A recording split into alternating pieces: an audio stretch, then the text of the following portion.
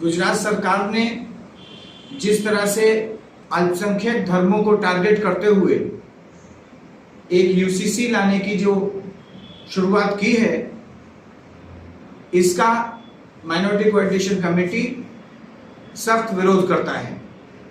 Minority coordination committee ये मानता है कि ये सरकार विभाजनकारी नीतियों पर आगे बढ़ रही है और संविधान को गलत ढंग से लोगों के सामने पेश कर रही है।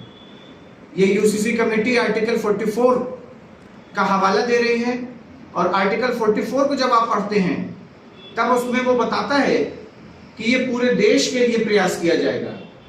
तो क्या राज्यों में होने वाले इस तरह की कोई भी प्रक्रिया संवैधानिक कही जाएगी? ये एक सवाल खड़ा करता है। दूसरा, जिस तरह से उत्तराखंड में यूसीसी लाया गया उसी तर्ज पर गुजरात में भी लाया जाएगा।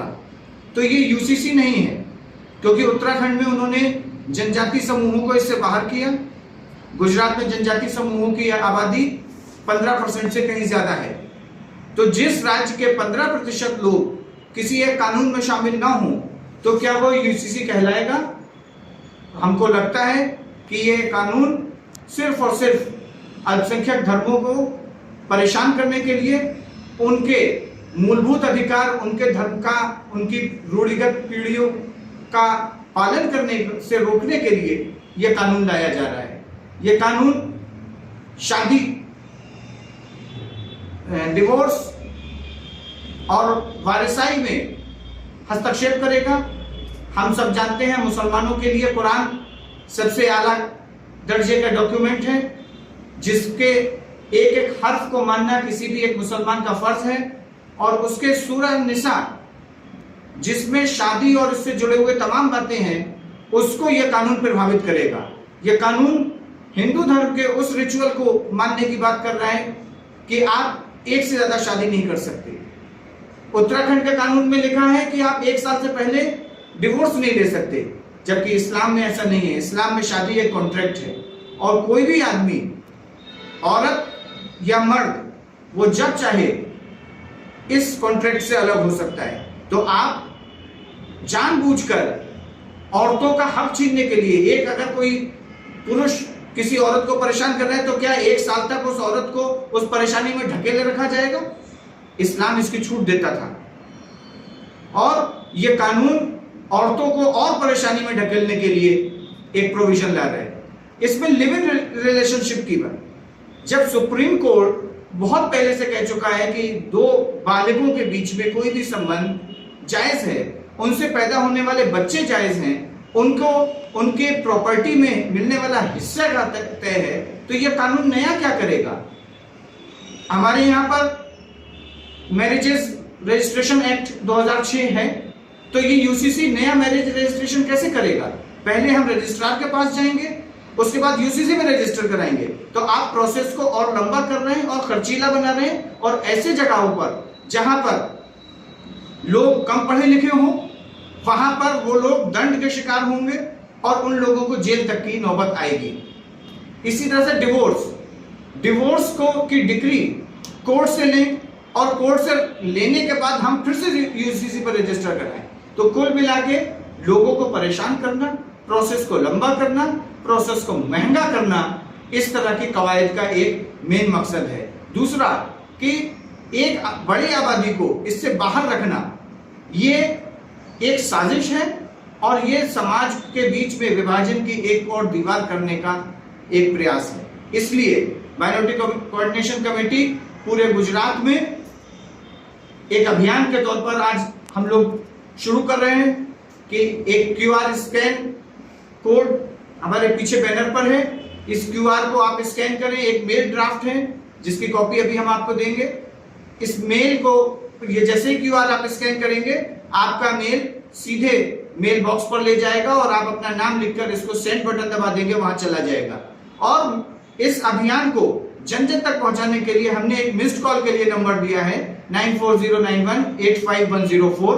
कोई भी आदमी इस कानून के विरोध में है तो वो इस पर मिस्ड कॉल करे। हम जब ये इसकी समय सीमा समाप्त होगी तो सरकार को एक रिप्रेजेंटेशन देंगे कि इतने लाख लोगों ने इस कानून का विरोध किया है, इसलिए ये कानून नहीं लाया जाना चाहिए। और आज से हम लोग रिजेक्ट यूसीसी कैंपेन की शुरुआत कर रहे हैं। ये किसी भी धर्म के मानने वालों के लिए उसके जो डॉक्यूमेंट है वो सबसे आला दर्जे का होता है। जैसे मुसलमानों के लिए कुरान, तो कुरान में लिखा हुआ एक एक शब्द मुसलमान को मानना फर्ज है। तो कुरान की सूरह अन-निसा में शादी, तलाक, वारसाई, इस सब का विस्तार से उल्लेख है कि किसको किस तरह का कैसा बिहेवियर किया जाएगा। तो जब ये कानून आएगा तो वो जो कुरान में लिखा हुआ वर्जन है उसको ना मानने के लिए आप मुसलमानों को दबाव बनाएंगे कि आप इसको मानेंगे, कुरान को मानेंगे तो हम आपके ऊपर मुकदमा दर्ज करेंगे, हम आपको क्रिमिनलाइज करेंगे, हम आपको पिनलाइज करेंगे। ये एक बहुत बड़ा फर्क आएगा। ऐसा ही दूसरे धर्मों की जो किताबें हैं, ईसाई धर्म को मानने वालों के लिए जो है उनके लिए बाइबल है, इन सारे चीजों पर एक से ज्यादा शादी होना, ये बाकायदा हमारे यहाँ पर लिखा हुआ है कि किन शर्तों पर कैसे कैसे किस नौइयत पर होगी। आप उसको मना कर रहे हैं, एक से ज्यादा नहीं होगी। ये तो हिंदू धर्म का रिचुअल है कि शादी 7 धर्मों का बंधन है। यहाँ पर तो शादी कॉन्ट्रैक्ट है, तो आप कॉन्ट्रैक्ट को भी मजबूर कर रहे हैं कि नहीं, आप कॉन्ट्रैक्ट नहीं करें, अब आप 7 जन्मों का बंधन बांधें। तो ये आपके धर्म के मूल सिद्धांतों को पालन करने से रोकता है, जिससे उनकी धार्मिक आस्थाओं पर फर्क पड़ेगा। अभी हाल में ही इस कमेटी की घोषणा हुई और हाल में ही ये सब शुरू हुआ है। आज हम लोगों ने कैंपेन शुरू किया है। आपको याद होगा 2 दिन पहले तापी डिस्ट्रिक्ट कलेक्टर के सामने वहां के आदिवासी समुदाय के लोगों ने रिप्रेजेंटेशन दिया था और इस कानून का पूरे पुरजोर विरोध किया था। और दूसरे समुदाय भी, जो लोग सिर्फ मुसलमान ही नहीं, जो भी न्यायप्रिय लोग हैं, वो सारे लोग जो संविधान को मानते हैं, जो मानते हैं कि संवैधानिक शक्ति इस देश की सुप्रीम शक्ति होनी चाहिए, वो सारे लोग इसके खिलाफ हैं और वो सारे लोग इसके खिलाफ आएंगे। और मैं उनसे अपील भी करता हूं कि हम सब लोग मिलकर सरकार को, संविधान को मिस इंटरप्रिटेट करने से रोकें। जिस तरह का वो आर्टिकल 44 को मिस इंटरप्रिटेशन करके लोगों के सामने ला रहे हैं, उससे रोकने के लिए हम सबका फर्ज बनता है कि हम सब लोग इसके खिलाफ इस अभियान में जुड़ें, मिस्ड कॉल करें, ताकि हम एक बड़ी तादाद में सरकार के सामने रिप्रेजेंट कर सकें।